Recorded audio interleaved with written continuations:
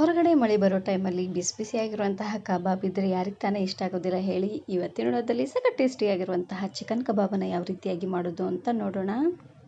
ಇದನ್ನು ಮಾಡಲಿಕ್ಕೆ ಮೊದಲು ನಾನಿಲ್ಲಿ ಅರ್ಧ ಕೆಜಿ ಆಗುವಷ್ಟು ಚಿಕನ್ಗೆ 2 ಸ್ಪೂನ್ ಆಗುವಷ್ಟು ಶುಂಠಿ ಬೆಳ್ಳುಳ್ಳಿ ಪೇಸ್ಟನ್ನು ಹಾಕ್ಕೊಳ್ತಾ ಇದ್ದೀನಿ. 1 ಕಪ್ ಆಗುವಷ್ಟು ಕಾರ್ನ್ಫ್ಲವರ್ ಹಿಟ್ಟು, ಹಾಗೆಯೇ ಇದ್ರ ಜೊತೆಗೆ ನಾನಿಲ್ಲಿ 1 ಪೂರ್ತಿ ಲಿಂಬೆ ಹಣ್ಣಿನ ರಸನ ಹಾಕ್ಕೊಳ್ತಾ ಇದ್ದೀನಿ.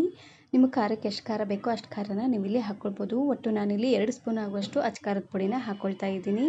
ರುಚಿಗೆ ತಕ್ಕಷ್ಟು ಉಪ್ಪು, ಹಾಗೆಯೇ 1/4 ಚಮಚ ಆಗುವಷ್ಟು ಗರಂ ಮಸಾಲಾನ ಹಾಕ್ಕೊಂಡು ಚೆನ್ನಾಗಿ ಇದನ್ನು ಈ ರೀತಿಯಾಗಿ ಮಿಕ್ಸ್ ಮಾಡ್ಕೊಳ್ಬೇಕು. ಇದಕ್ಕೆ ಎಕ್ಸ್ಟ್ರಾ ನೀರೇನು ಹಾಕೋದು ಬೇಡ. ಚಿಕನನ್ನು ಮೊದಲೇ ತೊಳೆದಿರ್ತೀವಿ, ಅದರಲ್ಲೂ ನೀರಿನಂಶ ಇರುತ್ತೆ. ಹಾಗೆಯೇ ಲಿಂಬೆ ಹಣ್ಣಿನ ರಸನೂ ಹಾಕ್ಕೊಂಡಿರ್ತೀವಿ ನೋಡಿ, ಹಾಗಾಗಿ ಇದಕ್ಕೆ ಎಕ್ಸ್ಟ್ರಾ ನೀರೇನು ಹಾಕೋದು ಬೇಡ. ಇದೇ ರೀತಿಯಾಗಿ ಚೆನ್ನಾಗಿ ಇದನ್ನು ಮಿಕ್ಸ್ ಮಾಡಿಕೊಂಡು 1 ಗಂಟೆವರೆಗೂ ಹಾಗೆ ಇದನ್ನು ಬಿಟ್ಟು ಅದಾದಮೇಲೆ ಇದನ್ನು ಫ್ರೈ ಮಾಡ್ಕೊಳ್ಬೇಕು.